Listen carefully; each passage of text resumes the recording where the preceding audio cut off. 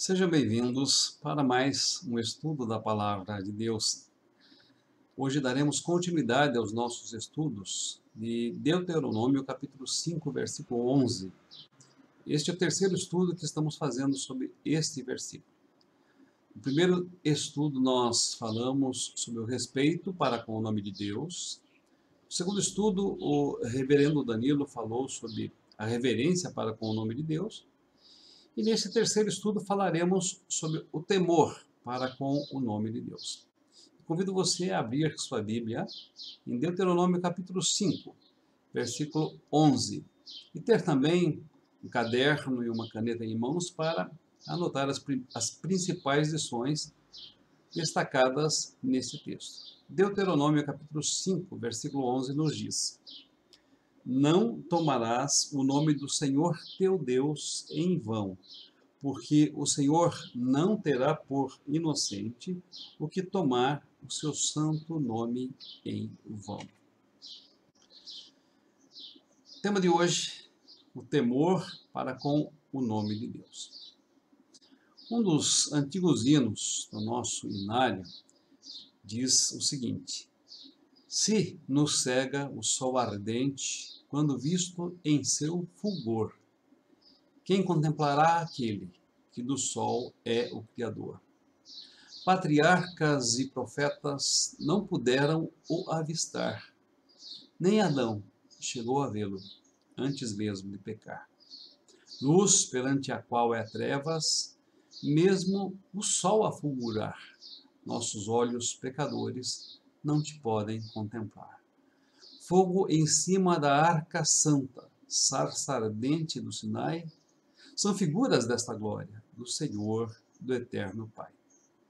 O novo cântico, este hino, é o hino de número 14 e tem como tema contemplação. E, queridos, o hinólogo foi muito feliz neste hino, porque ele descreve o que de Deus é revelado nas Escrituras. E, em função disso, o temor que eu e vocês devemos oferecer, prestar ao nosso Deus. E o que seria temer a Deus? Temer a Deus é uma junção de respeito e de reverência para com o nome de Deus. É a consideração da glória, da majestade, do poder e da seriedade com que nós devemos pronunciar o nome de Deus. Quer seja nas nossas conversações, quer seja nos nossos momentos devocionais, quer seja nos nossos momentos de culto e quer seja nos juramentos que nós fazemos. Meus queridos, ilustra essa prática uma situação que se dava com os escribas. Os escribas, quando faziam uma cópia da lei de Deus, eles tinham muitos cuidados. Primeiro, para que aquela cópia saísse idêntica ao original. E, em segundo lugar, para que cada vez que o nome de Deus fosse transcrito, houvesse o devido respeito, a devida reverência e o devido temor ao fazer. Dizem-nos os historiadores que, a cada vez em que eles se deparavam com o nome de Deus, eles se banhavam, eles trocavam a pena com a qual estavam escrevendo, pois tinham medo de tomar o santo nome de Deus em vão. Em muitos textos em que aparece a expressão Senhor, os escribas a substituíram, trocando o nome de Yahvé por Adonai, por respeito e por reverência ao nome de Deus. Queridos, que lições nós podemos aprender deste texto? Eu quero destacar aqui 4 lições. Anote aí no seu caderno. Você tem toda a liberdade em seu sacerdócio de fazer outras anotações, de outras lições que você porventura tenha identificado. A primeira lição: Deus é infinito, Deus é majestoso, Deus é glorioso, Deus é excelso e Deus é sublime. Não existe nada que possa ser comparado a Ele na terra, quer no céu. Uma segunda coisa, uma segunda lição: não é possível contemplar a Deus. em toda a sua glória, em toda a sua majestade, em todo o seu poder, em toda a sua sublimidade. Nosso dever diante desse Deus Todo-Poderoso é respeitar, é reverenciar e é temer a Ele. Quer seja em nossas palavras, quer seja em nossas atitudes. Não podemos considerar Deus como se fosse igual a nós. Pelo contrário, mesmo sendo seus filhos, mesmo tendo a liberdade de chamá-lo de Pai, nós devemos prestar-lhe a Ele todo o respeito, toda a reverência e todo o temor. Terceira lição. Para que eu e vocês pudéssemos ter comunhão com Deus, e aqui me reporto novamente ao hino número 14, Contemplação, no Novo Cântico, para que eu e vocês pudéssemos ter comunhão com Ele, Cristo, o Filho, fez-se carne, fez-se a nossa redenção, para que na glória eterna o possamos vê-lo, já sem véu. Cristo padeceu a morte, um caminho abrindo ao céu. Quarta lição, lá na glória, eu e vocês poderemos ver o Senhor, pois Cristo abriu um novo e vivo caminho aos céus.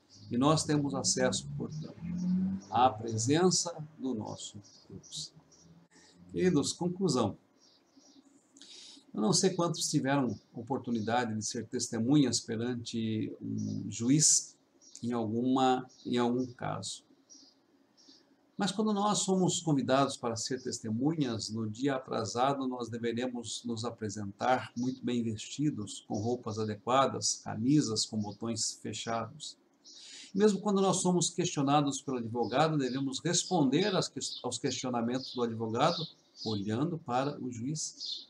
As palavras têm que ser medidas e pesadas, porque ele alia uma autoridade a ser respeitada. Se diante dos homens nós nos portamos com a devida polidez e com o devido respeito, porque reconhecemos nele a autoridade muito mais diante do Deus supremo, excelso, glorioso, majestoso, o único juiz, o juiz final dos céus e da terra. Diante dele, diz a Bíblia, todo joelho se dobrará e toda língua confessará o seu senhorio. Observem que a familiaridade com o sagrado muitas vezes nos faz relaxados, muitas vezes nos faz relapsos. E a semelhança dos filhos de Arão, nós achamos que podemos nos apresentar diante de Deus e na casa de Deus de qualquer maneira. E este mandamento torna muito claro que nós devemos, em relação ao nome de Deus, em relação à presença de Deus, em relação ao lugar em que Deus habita, em relação à casa de Deus, nós devemos guardar os nossos lábios, guardar os nossos pés, para que não sejamos tidos como irreverentes e profanos diante dele. Não tomarás o nome do Senhor teu Deus em vão, porque o Senhor não terá por inocente aquele que tomar o seu santo nome em vão. Queridos, que Deus assim nos abençoe e que Deus fale e continue falando através da sua palavra aos nossos corações. Convido você a se inscrever em nossa página no Facebook, você a se inscrever em nosso canal do YouTube e acompanhar esta série de 3 mensagens sobre este versículo e outros estudos bíblicos e sermões que lá estão. Um grande abraço a você e a sua família. Fique com Deus.